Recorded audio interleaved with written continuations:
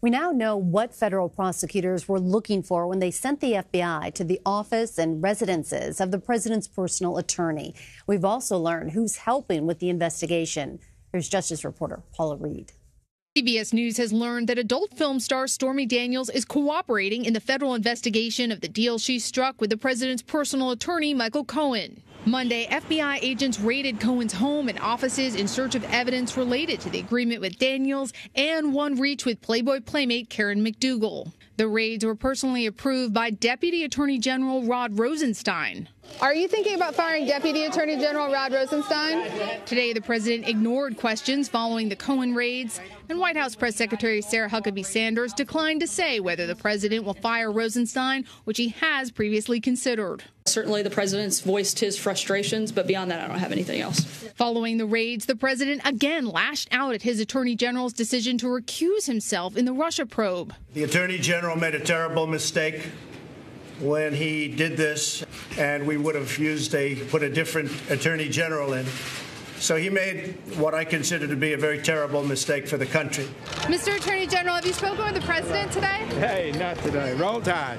Attorney General Jeff Sessions visited the White House today for an event with the University of Alabama football team, but said he did not speak with the president. Mr. Trump's furious reaction to the Cohen raids also prompted questions about whether the president will move to fire Special Counsel Robert Mueller. The White House believes the president has the authority to unilaterally fire him. I certainly believes he has the power to do so. Renewed talks of firing the special counsel elicited concerned pleas from Senate Republicans. Chuck Grassley of Iowa. It would be suicide for the president to want to talk about firing Mueller. The less the president said on this whole thing, the better off he would be.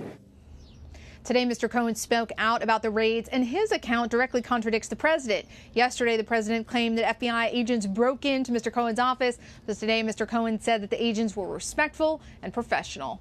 Meg? Paula Reed at the White House, thank you.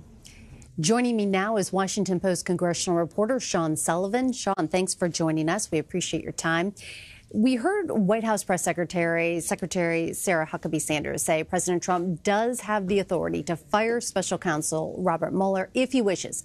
Justice officials have told CBS News throughout the investigation that only Deputy Attorney General Rod Rosenstein has the power to fire Mueller. Who's right here? Well, it looks like there's some degree of a sort of a gray area and some disagreement among experts about can this actually happen. All day today on Capitol Hill, Democrats, Republicans, members of Congress in different parties were saying, look, the president does not have the authority to directly do this. He, Rosenstein would have to do this, and so he would potentially have to fire him. But there's another line of thinking that I've seen from some experts who think, look, the president is the head of the executive branch. He is essentially the boss of every employee in the executive branch, including anybody who works at high levels for all of these various cabinets, and that he might have the right to go ahead and do that. So there is some dispute right now about whether, that can happen. What there's not any dispute right now among most Democrats and Republicans about is whether he should do that. And there's pretty broad agreement right now across the political spectrum by most lawmakers, at least, in both parties, that the president should not be doing that or trying to do that in terms of firing Mr. Mueller. We've heard from several Republican senators who have also warned the president not to fire him. You heard Senator Grassley say it would be suicide, Senator Lindsey Graham saying it would be the beginning of the end of his presidency. But I'm curious, where do they stand on passing legislation that would protect the special counsel from being fired? Yeah, it's interesting. As you point out, Meg, I mean, they've used a lot of really tough language and really, really sharp warnings against the president to try to say, hey, you shouldn't do this. But when it comes to actually embracing legislation to prevent him from doing this or to make it harder for him to do this, they're not really embracing that. Mitch McConnell, the majority leader in the Senate today, said, look, I don't really see, a reason why we need to pass any sort of bills to protect him. There are a couple of bills that have bipartisan support in the Senate that senators have released that would protect Mueller in case the president did try to move to oust him. But Republican leaders are saying, look, we don't want to go down that road right now. And so this is another example of party leaders not wanting to, agitate Trump even more than they have to right now. So right now they're saying, we're going to use our words, but they're not really going to use the power of Congress and the power of legislation to try to prevent this. Sean, I also want to ask you about Stormy Daniels. How important is it that she's cooperating with federal investigators, especially following the Michael Cohen raids? Yeah, it could be, very important, especially, as you point out, in light of that raid. I mean, what this means potentially is that whatever information, whatever outstanding questions investigators have about, this payment, about her interactions, about the, alleged accusations that she is making, it seems like with her cooperation that those kind of questions would be able to be answered sooner rather than later, and would make it quicker for investigators to get to the bottom of whatever it is that they're looking for right now. Sean, I want to play a clip for you of Homeland Security Advisor Tom Bossert just 2 days before he left the White House. Take a look at this.